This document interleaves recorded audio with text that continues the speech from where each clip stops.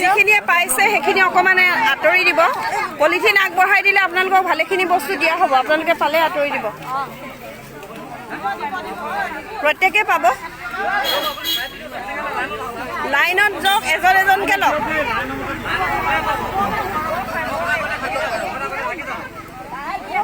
হেতাৰ পৰা কৰিলে পাবলগীয়া বস্তু নাপাব, সকলোকে দিয়া হ'ব।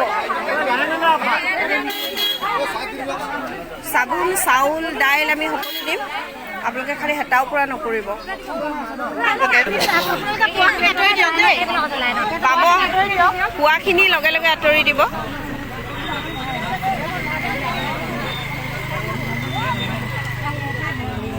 আপোনালোকে ৰাস্তাত থকা কিমান দিন হ'ল? ঘৰ কোনফালে আছে আপোনালোকৰ? এইখন গাঁও মৰাণ গাঁও। আমি দুলীয়াজানৰ পৰা আহিছোঁ। হয়, এতিয়ালৈকে ঈশ্বৰৰ কৃপাত বাচি আছোঁ। আৰু আপোনালোকৰ এবাৰ প্ৰথম হৈছে নি?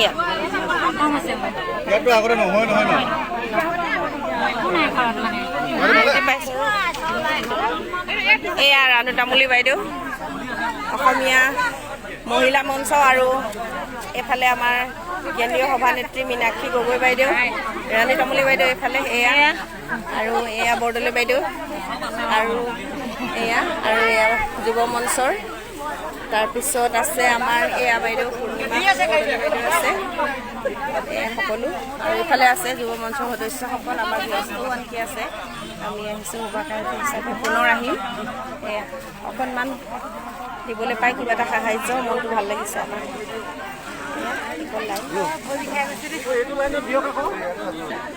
পোৱাজন আঁতৰি দিব লগে লগে।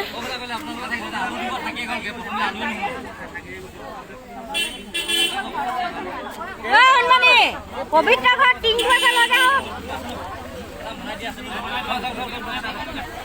এয়া আমাৰ আলু মিঠাতেল, দাইল, চাউল, সম্পূৰ্ণ এসাঁজৰ বস্তু, লগতে গুড নাইটো দিয়া হৈছে, মৌ মৰা ধূপ দিয়া হৈছে, জুইশলাও দিয়া হৈছে,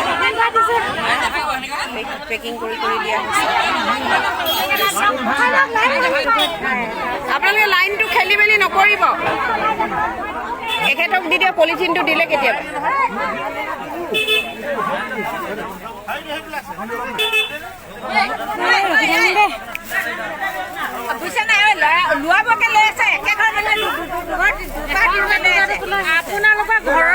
আপোনালোকে নিজে কথাটো চিন্তা কৰক।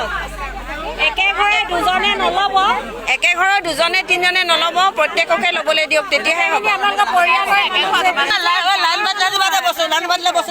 আপোনালোকে নিজে চিজিল হৈ লওক।